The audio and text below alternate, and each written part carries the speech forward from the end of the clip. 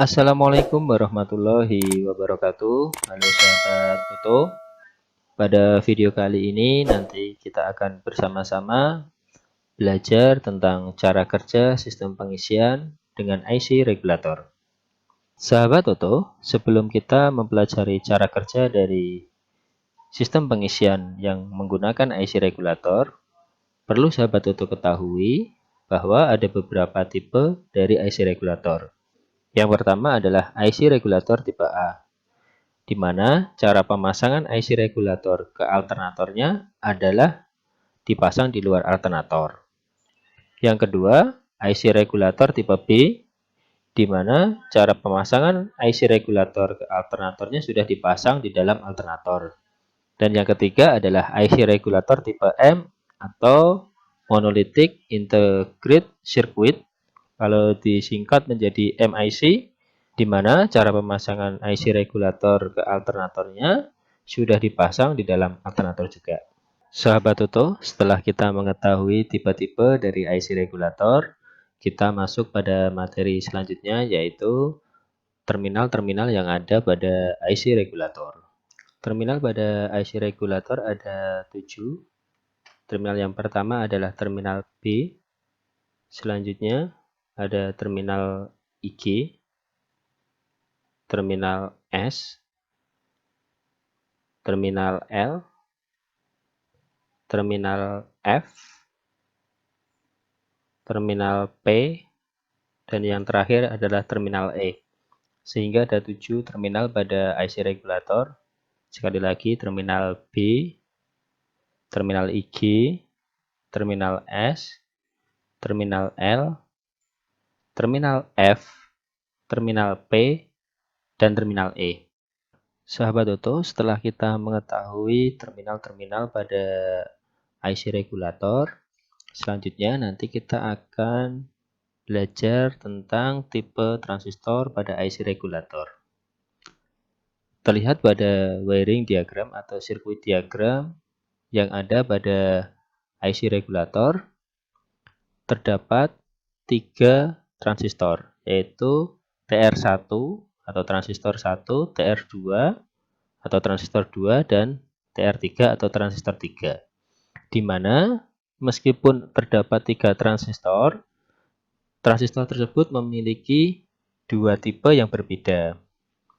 Untuk transistor TR1 dan transistor TR3 itu menggunakan tipe NPN.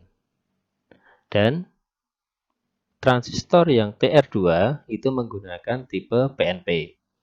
Sahabat Toto, setelah sahabat Toto mengetahui tipe-tipe IC regulator, kemudian terminal-terminal yang ada pada IC regulator, maupun transistor-transistor yang digunakan di IC regulator, maka kita masuk pada materi yang terakhir, yaitu cara kerja dari sistem pengisian dengan IC regulator. Sahabat Toto, pada video sebelumnya pernah saya jelaskan terkait cara kerja dari sistem pengisian tipe konvensional.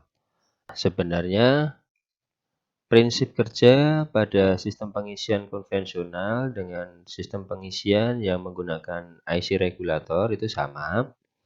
Hanya proses pemutusan arus yang menuju ke kumparan rotor apabila tipe konvensional itu masih menggunakan kontak poin, pada tipe ini di IC regulator ini sudah menggunakan transistor serta dikontrol oleh MIC. Sama halnya dengan proses pemutusan arus yang masuk ke indikator pengisian atau lampu indikator pengisian.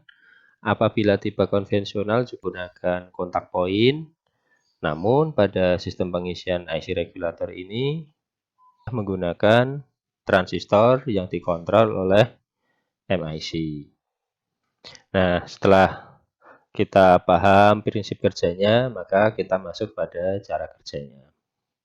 Cara kerja sistem pengisian dengan IC regulator pada saat kunci kontak on dan mesin masih mati.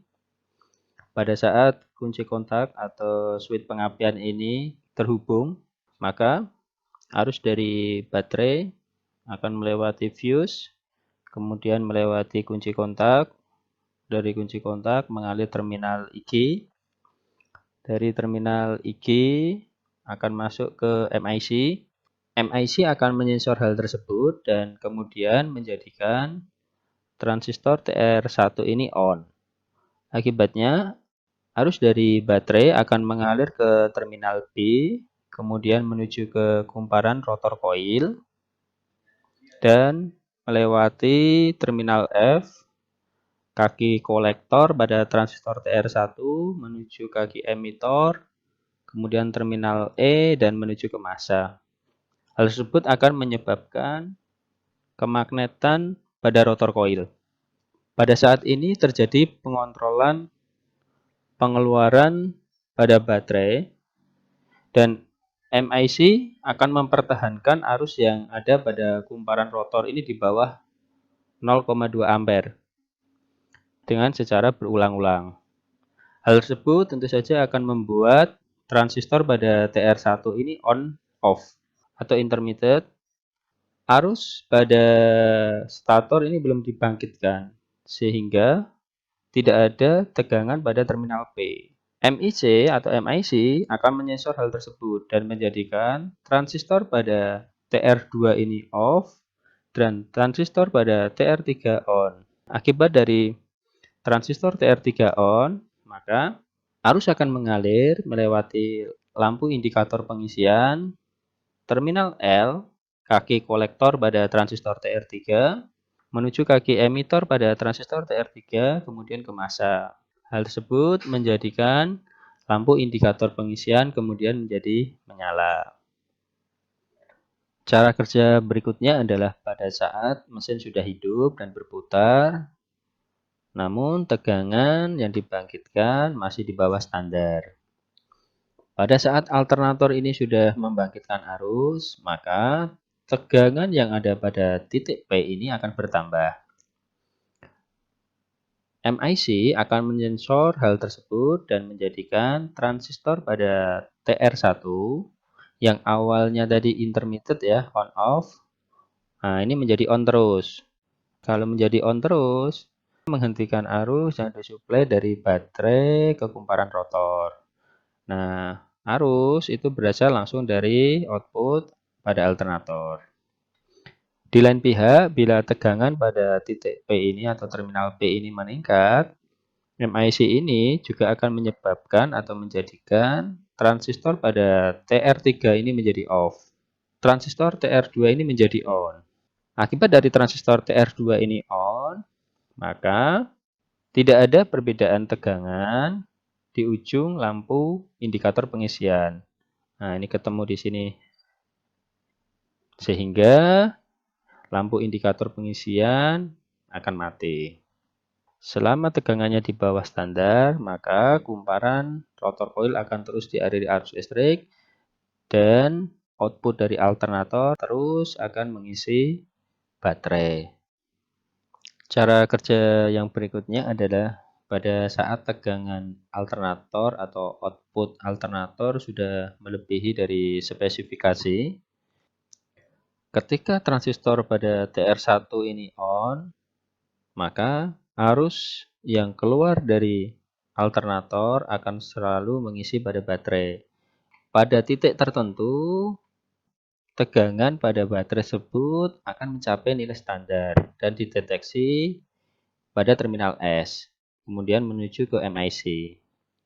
Nah, MIC ini ketika mendeteksi bahwa tegangan yang ada pada baterai melewati terminal S ini sudah melebihi spesifikasi, akan menjadikan transistor TR1 ini menjadi off.